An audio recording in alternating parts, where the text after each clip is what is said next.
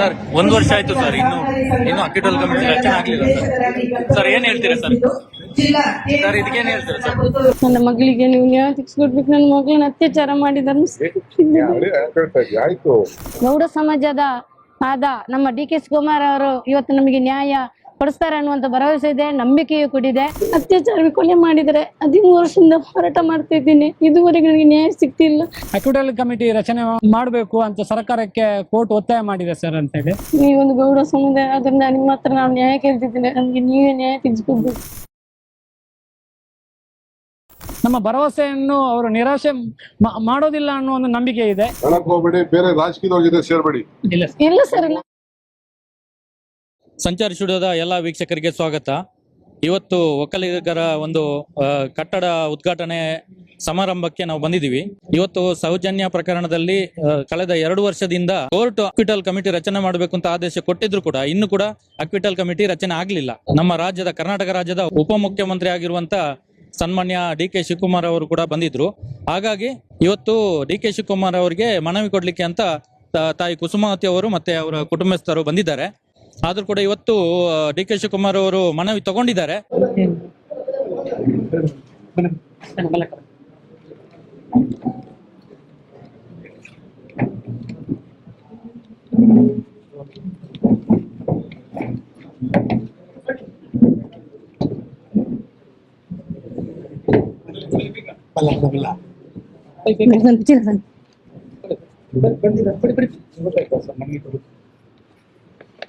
ನನ್ನ ಮಗಳಿಗೆ ನೀವು ನ್ಯಾಯ ತೆಗೆಸ್ಕೊಡ್ಬೇಕು. ನನ್ನ ಮಗಳನ್ನ ಅತ್ಯಾಚಾರ ಮಾಡಿದಾರೆ.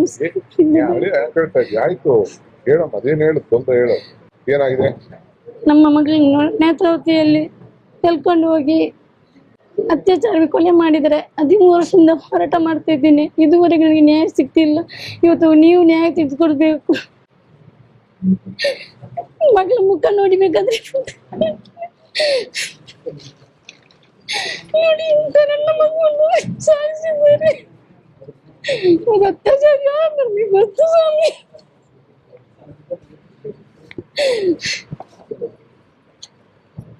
ಏನಾಯ್ತು ಈಗ? ಕೋರ್ಟ್ ಅಲ್ಲೆಲ್ಲ ಏನಾಯ್ತು? ಕೋರ್ಟ್ ಅಲ್ಲಿ ಇವಾಗ ನೀವು ಸುಪ್ರೀಂ ಕೋರ್ಟ್ಗೆ ಯಾಕಂತ ಹೇಳಿದ್ದಾರೆ. ಅಕ್ಕಿಟಲ್ ಕಮಿಟಿ ಮಾಡಿ ಸರ್ಕಾರಕ್ಕೆ ಒತ್ತಾಯ ಮಾಡಿದ್ದಾರೆ ಕೋರ್ಟು, ಅದು ಕೂಡ ಮಾಡ್ತಿಲ್ಲ ಸರ್. ಕೋರ್ಟ್ ಆರ್ಡರ್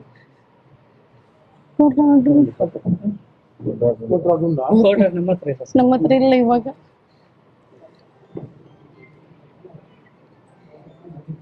ನೀವೊಂದು ಗೌಡ ಸಮುದಾಯ, ಅದರಿಂದ ನಿಮ್ಮ ಹತ್ರ ನಾನು ನ್ಯಾಯ ಕೇಳ್ತಿದ್ದೀನಿ, ನಮ್ಗೆ ನೀವೇ ನ್ಯಾಯ ತೆಗೆಸ್ಕೊಡ್ಬೇಕು.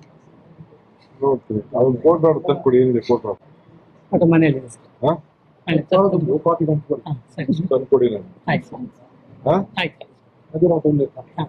ನಾನು ಬೆಂಗಳೂರು ಬಂದ್ಕೊಡಿ, ನೋಡೋಣ ಏನದೇ ಕೋರ್ಟ್ ಏನ್ ಹೇಳ್ತದೆ ನೋಡ್ಬಿಟ್ಟು. ಹೇಳಕ್ ಹೋಗ್ಬೇಡಿ, ಬೇರೆ ರಾಜಕೀಯದವ್ರ ಜೊತೆ ಸೇರ್ಬೇಡಿ.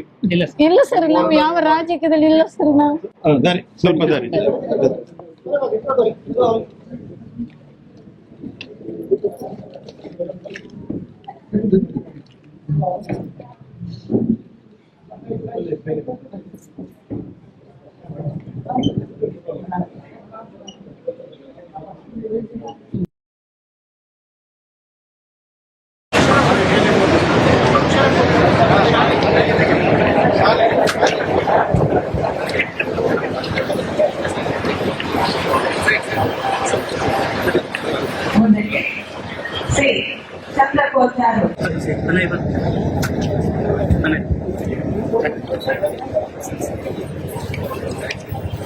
Okay sir.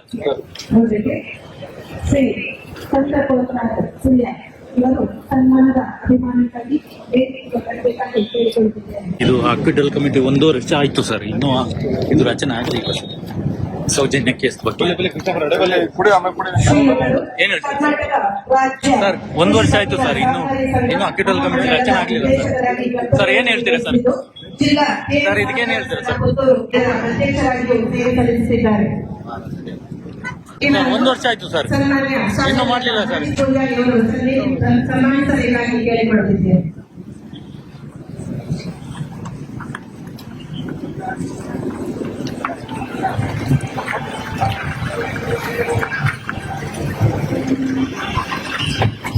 ಇಲ್ಲಿ ಕುಸುಮಾವತಿ ಅಕ್ಕ ಅವರು ಏನ್ ಹೇಳ್ತಾರಂತ ಅವ್ರ ಹತ್ರ ನಾನು ಕೇಳೋಣ. ಶಿವಕುಮಾರ್ ಅವರು ಏನ್ ಹೇಳಿದ್ರು?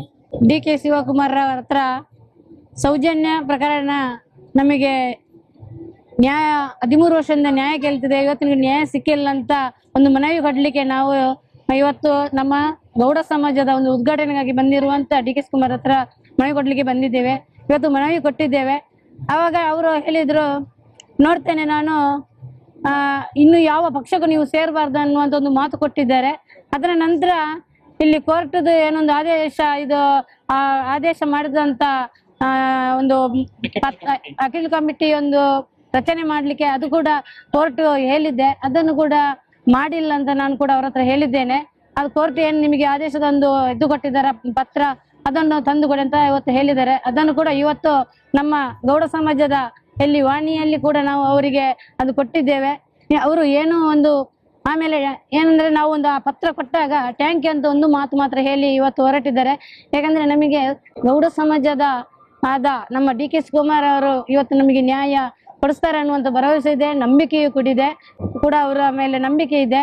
ಅದಕ್ಕೋಸ್ಕರ ನಾನು ಇವತ್ತು ನಮ್ಮ ಸಮಾಜದ ಮಗಳಿಗಾದ ಒಂದು ಅನ್ಯಾಯಕ್ಕೆ ನಾನು ನ್ಯಾಯ ಕೇಳಲಿಕ್ಕೆ ಇಲ್ಲಿ ವಾಣಿಗೆ ಬಂದಿದ್ದೇನೆ. ನಾನು ಅವರು ಖಂಡಿತ ನನಗೆ ಅವ್ರು ನ್ಯಾಯ ಕೊಡ್ತಾರೆ ಅನ್ನುವಂತ ಭರವಸೆ ನಂಬಿಕೆ ಇಟ್ಟಿದ್ದೇನೆ. ಸೌಜನ್ಯಾಳ ಮಾವ ಇದ್ದಾರೆ ಪುರಂದರಗೌಡ ಅವರು, ವ್ಯವಸ್ಥಾಪಕರು ಯಾವ ತರ ಇಲ್ಲಿ ಇದಕ್ಕೆ ರೆಸ್ಪಾನ್ಸ್ ಕೊಟ್ರು? ಬೆಳಿಗ್ಗೆ 9:30ಗೆ ನಾವು ವಾಣಿ ಕಾಲೇಜ್ ಹತ್ರ ಬಂದಿದ್ವಿ. ಬರ್ಬೇಕಾದ್ರೆ ನಾವು ಇಲ್ಲಿ ವ್ಯವಸ್ಥಾಪಕರ ಹತ್ರ ಹೇಳಿದ್ವಿ, ನಮ್ಮ ಗೌಡ ಸಮಾಜ ಒಂದು ಸಮುದಾಯದ ಒಂದು ಹೆಣ್ಣುಮಗಳು ಸೌಜನ್ಯ, ಅವಳಿಗೆ ಒಂದು ನ್ಯಾಯವನ್ನು ಇವತ್ತು ನಮ್ಮ DCM ಬರ್ತಿದ್ದಾರೆ, ಅವರಿಗೆ ಒಂದು ಮನವಿ ಕೊಡುವ ಮೂಲಕ ಸೌಜನ್ಯ ನ್ಯಾಯವನ್ನು ಇನ್ನೊಂದು ಸತಿ ಕೇಳೋಣ. CM ಹತ್ರ 2023ರಲ್ಲಿ ಕೇಳಿದ್ವಿ, ನಾವು ಮನವಿಯನ್ನು ಕೊಟ್ಟಿದ್ವಿ, ಅದರಲ್ಲಿ ಯಾವುದೇ ರೆಸ್ಪಾನ್ಸ್ ನಮಗೆ ಕಾಣಲಿಲ್ಲ.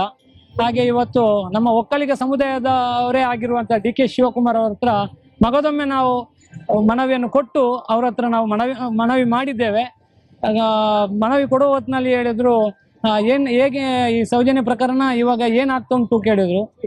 ಕೋರ್ಟಿಂದ ಸರ್ ಅದಕ್ಕೆ ಅಕ್ವಿಟಲ್ ಕಮಿಟಿ ರಚನೆ ಮಾಡಬೇಕು ಅಂತ ಸರ್ಕಾರಕ್ಕೆ ಕೋರ್ಟ್ ಒತ್ತಾಯ ಮಾಡಿದೆ ಸರ್ ಅಂತೇಳಿ.